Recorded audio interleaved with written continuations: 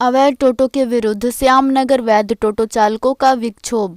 गारुलिया INTTUC स्वीकृत वैध टोटो चालकों ने अवैध टोटो चालकों के खिलाफ प्रदर्शन किए।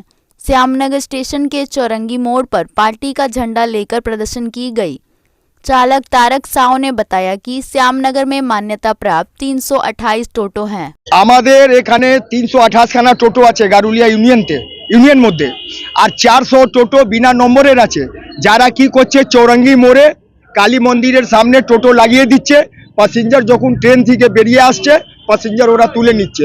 আর আমাদের স্ট্যান্ড হচ্ছে ভিতরে, প্যাসেঞ্জার আমাদের ঢুকছে না। আমরা প্রশাসনকে বলছি, প্রশাসন কোনো অ্যাকশন নিচ্ছে না। এখানে ট্রাফিক পুলিশকে বলছি আপনারা এই রাস্তায় টোটো লাগাতে দিবেন না বিনা নম্বরে।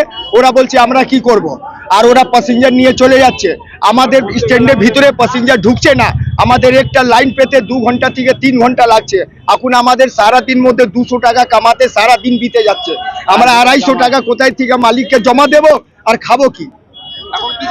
এখন আমরা চাইছি কি প্রশাসন এইখানে গাড়ি বিনা নম্বরে লাগাবার রাস্তার মধ্যে চৌরঙ্গি মোড়ে অ্যাকশন নিক। যদি ওরা গাড়ি না লাগাতে যদি চৌরঙ্গি মোড়ে গাড়ি না লাগাতে দেয়, তাহলে আমাদের ভিতরে প্যাসেঞ্জার ঢুকবে।